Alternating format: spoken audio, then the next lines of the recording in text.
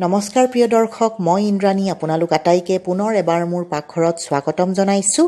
আজি মই বনাব লৈছোঁ মটৰ পনীৰ একদম ৰেষ্টুৰেণ্ট ষ্টাইলত। অতি সহজ পদ্ধতিটোত দেখাম, অতি কম সামগ্ৰীৰে আৰু অতি কম সময়তে ঝটপট আপোনালোকে মটৰ পনীৰৰ চব্জিখন কিদৰে বনাব পাৰিব, মই আজি এই প্ৰচেছটো দেখাম। মই অনুৰোধ কৰিছোঁ ভিডিঅ'টো প্ৰথমৰ পৰা শেষলৈ মন দি চাব, তেতিয়া একদম সহজ পদ্ধতিটো আপোনালোকে গম পাই যাব।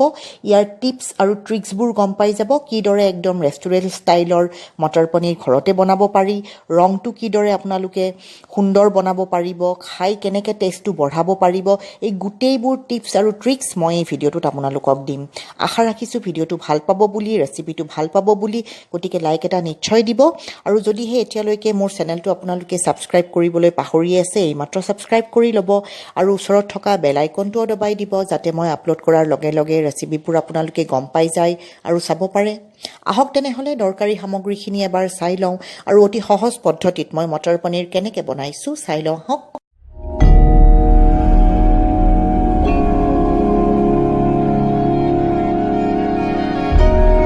মটৰ পনীৰ বনাবৰ বাবে 200 গ্ৰাম পনীৰ লৈ লৈছোঁ। পনীৰ মই ফ্ৰেছ পনীৰ ব্যৱহাৰ কৰিছোঁ। পনীৰৰ কোৱালিটিটো যিমান ভাল হ'ব মটৰ পনীৰৰ টেষ্টটো সিমানেই বাঢ়ি যাব, গতিকে ভাল কোৱালিটিৰ পনীৰ লৈ ল'ব। 200 গ্ৰাম মটৰ লাগিব, মই ফ্ৰ'জেন মটৰ ব্যৱহাৰ কৰিছোঁ। আপোনালোকে ফ্ৰেছ মটৰ, কেঁচা মটৰো ব্যৱহাৰ কৰিব পাৰিব। 3টা মিডিয়াম চাইজৰ বিলাহী দীঘল দীঘলকৈ কাটি লৈছোঁ, ভিতৰৰ গুটিবোৰ পেলাই দি। 3টা ডাঙৰ পিঁয়াজ এইদৰে দুখৰ দুখৰ কৰি কাটি লৈছোঁ। 5-6 ফুটা নহৰু গোল গোলকৈ কাটি লৈছোঁ। 1 ইঞ্চি মানৰ আদা দুখৰ দুখৰকৈ কাটি লৈছোঁ। ৰিফাইণ্ড অইল লাগিব আমাক এই ডিছটো বনাবৰ কাৰণে, গতিকে ৰিফাইণ্ড অইল লৈ লৈছোঁ। লগতে লৈছোঁ সোৱাদ অনুসৰি নিমখ, সৰু চামুচেৰে আধা চামুচ হালধি, এচামুচ ৰঙা জলকীয়াৰ গুড়ি, কাশ্মীৰী ৰঙা জলকীয়াৰ গুড়ি লৈছোঁ। ধনিয়া পাউডাৰ এচামুচ, আধা চামুচ জিৰাৰ গুড়ি, গোটা জিৰা আধা চামুচ, কিচেন কিং মছলা এচামুচ আৰু আধা চামুচ লৈছোঁ গৰম মছলা। লগতে কেইখিলামান ধনিয়া পাত মিহি মিহিকৈ কাটি লৈছোঁ। কিচেন কিং মছলাই এই মটৰ পনীৰ চব্জিখনৰ টেষ্টটো এনহান্স কৰাত সহায় কৰে, গতিকে লৈ ল'ব। এয়া গেছত কেৰাহীটো ভালদৰে গৰম কৰি ল'লোঁ। এতিয়া ইয়াতে 2 টেবুল স্পুন মই ৰিফাইণ্ড অইল এড কৰি দিছোঁ। এতিয়া প্ৰথমতে নহৰু আৰু আদাখিনি দি নহৰুখিনি অকণমান ৰঙচুৱা হোৱালৈকে ভাজি ল'ম। গেছৰ ফ্লেমটো মিডিয়াম কৰি ৰাখিছোঁ। এতিয়া নহৰুখিনি অকণমান ৰঙচুৱা হৈছে, গল্ডেন কালাৰ হৈছে। এতিয়া পিঁয়াজখিনিও যোগ কৰি দিছোঁ। এতিয়া খুব ভালদৰে এইখিনি লৰাই চৰাই থাকি ভাজি ল'ম। গেছৰ ফ্লেমটো মিডিয়ামতে থ'ব লাগিব।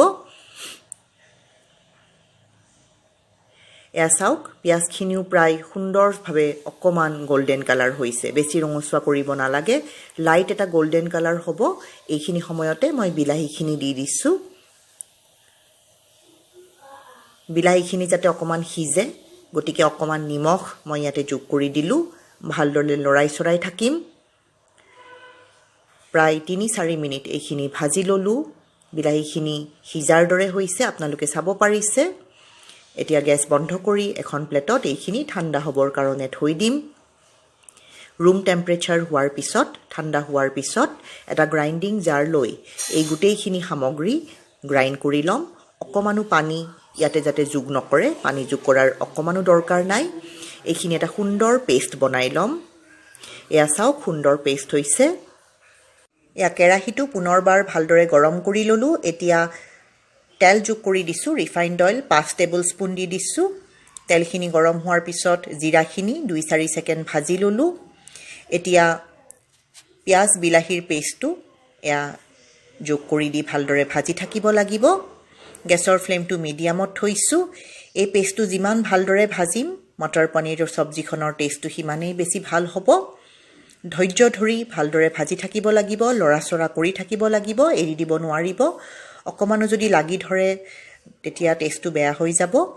এয়া 5 মিনিট ভাজি থাকিলোঁ।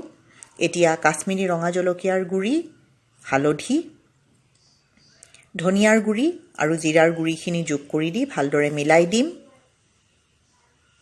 গেছৰ ফ্লেমটো মিডিয়াম টু চিমত ৰাখিম আৰু এইখিনি ভাজি থাকিলোঁ।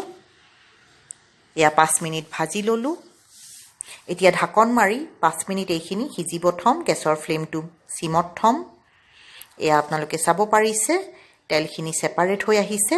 খুব সুন্দৰ এটা গোন্ধ ওলাইছে মছলাখিনি এইদৰে ভাজি থাকিম এয়া 2 মিনিট আকৌ ভাজি থাকিলোঁ ঢাকন নমৰাকৈ এতিয়া পুনৰবাৰ 5 মিনিটৰ কাৰণে ঢাকন মাৰি থম গেছৰ ফ্লেমটো সিমত থম এয়া চাওক খুব ধুনীয়াকৈ মছলাখিনি ভজা গৈছে ৰংটো কিমান ধুনীয়া হৈছে আপোনালোকে চাব পাৰিছে এয়া মছলাখিনি ভালদৰে ভজাৰ কাৰণে আৰু কাশ্মীৰী ৰঙা জলকীয়াৰ গুড়ি দিয়াৰ কাৰণে এই সুন্দৰ ৰংটো হৈছে এইখিনি সময়ত মটৰখিনি যোগ কৰি দিম ভালদৰে মিলাই দিম মটৰ আৰু মছলাখিনি প্ৰায় 4-5 মিনিট এইদৰে ভাজি থাকিলোঁ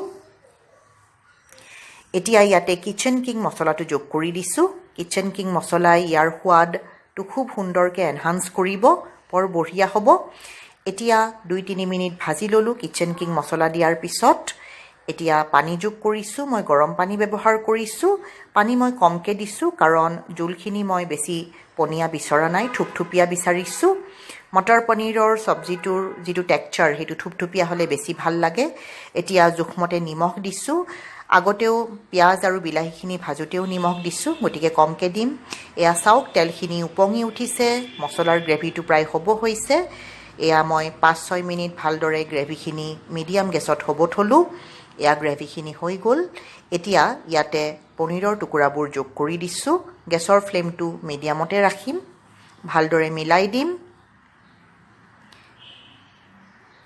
এতিয়া এইখিনি আৰু ঢাকন মাৰিব নালাগে এইদৰে হ'বলৈ থম এয়া প্ৰায় 5-7 মিনিট হৈ গ'ল এইখিনি সুন্দৰভাৱে গোটা হৈ আহিছে আপোনালোকে চাব পাৰিছে এতিয়া গৰম মছলা দি দিছোঁ লগতে কাটি থোৱা ধনিয়াখিনি দি ভালদৰে মিক্স কৰি দিম পুনৰ 2-3 মিনিট এইদৰে ঢাকন নমৰাকৈ এইখিনি মিলাই থাকিম গোটা হৈ আহিছে আপোনালোকে চাব পাৰিছে এইখিনি ভালদৰে মিলাই দিলোঁ এয়া 2-3 মিনিট পিছত এইখিনি হ'ব হৈছে এতিয়া গেছ বন্ধ কৰি দিম আৰু ঢাকন মাৰি থম এয়া গেছ বন্ধ কৰি দিলোঁ ঢাকন মাৰি থৈ দিছোঁ যাতে গৰম মছলা আৰু কেঁচা ধনিয়াৰ ফ্লেভাৰটো চব্জিখনৰ লগত খুব ভালদৰে মিক্স হৈ যায় এয়া 8 মিনিট হৈ গৈছে ঢাকন খুলি চাইছোঁ খুব ধুনীয়া হৈছে গ্ৰেভিৰ যিটো থিকনেছ যিটো টেক্সচাৰ মই যেনেকুৱা বিচাৰিছোঁ তেনেকুৱাই হৈছে খুব বেছি পনীয়া হ'লে মটৰ পনীৰ ভাল নালাগিব খাই গতিকে মই অকণমান থুপথুপীয়া কৰিয়ে থৈছোঁ একদম ৰেষ্টুৰেণ্ট ষ্টাইল হৈছে নহয় জানো প্ৰিয় দৰ্শক